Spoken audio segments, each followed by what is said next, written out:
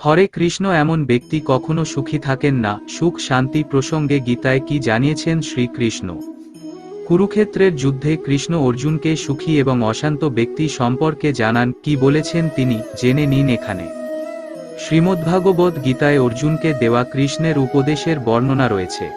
মহাভারতের যুদ্ধে স্বজনদের বিরুদ্ধে অস্ত্র নিয়ে দাঁড়িয়ে থাকা অর্জুনের মনে দুবিধা জন্ম নিলে কৃষ্ণকে তাকে উপদেশ দেন এবং জীবন সংসারের সারমর্ম বোঝান। গীতার প্রতিটি শ্লোক জীবনের পথে এগিয়ে যেতে সাহায্য করে, জীবনযাপনের সঠিক পথ দেখায় গীতা, তাই এটি আজকের যুগেও প্রাসঙ্গিক। গীতায় 18টি অধ্যায় ও 700টি শ্লোক রয়েছে, এর মধ্যেই লুকিয়ে রয়েছে জীবনের সমস্ত সমস্যা ও বিভ্রান্তির সমাধান। গীতার এই উপদেশ মেনে চললে প্রত্যেকে সাফল্য অর্জন করতে পারবেন। এখানে গীতার এমনই কয়েকটি বাছাই করা উপদেশ তুলে ধরা হলো।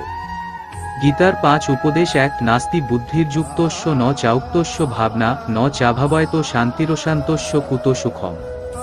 অর্থাৎ যে ব্যক্তি যোগ মুক্ত হয় তার মধ্যে সিদ্ধান্ত গ্রহণের ক্ষমতা থাকে না, সেই ব্যক্তির মনে কোনো ভাবনা থাকে না, যে ব্যক্তির মনে আবেগ ভাবনা থাকে না, তারা কখনো শান্তি লাভ করতে পারে না, আর অশান্ত ব্যক্তি জীবনে কখনো সুখী থাকতে পারে না।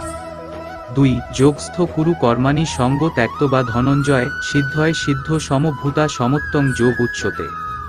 গীতার এই শ্লোকে কৃষ্ণ বলেন যে মন থেকে অহংকার বের না করে দিলে সাফল্য লাভ সম্ভব নয়। মনের সমত্ব ভাবই এই নিবৃত্তির উপায়। সমত্ব যোগের মাধ্যমে নিষ্কাম কর্ম করা যেতে পারে বলে জানিয়েছেন কৃষ্ণ। প্রতিটি ব্যক্তিকে যোগাযুক্ত হয়ে কর্ম করার পরামর্শ দিয়েছেন মাধব। 3. বিহায় কামান যোগ করান পুমাংশ্চর্তি নিষ্পৃহ নির্মম নিরহংকার স শান্তিমধিগচ্ছতি। শ্রীকৃষ্ণ বলেন যে মনুষ্য সমস্ত ইচ্ছা কামনা ও মমতা ত্যাগ করে অহংকার মুক্ত হয়ে কর্তব্য পালন করে, সে নিজের কাজে সাফল্য ও শান্তি লাভ করে। 4. যে যথা মাং প্রপদ্যেন্তে তাংস্তথৈব ভজাম্যহাম মম বত্রমানুবর্তন্তে মনুষ্যা পার্থ সর্বস্ব।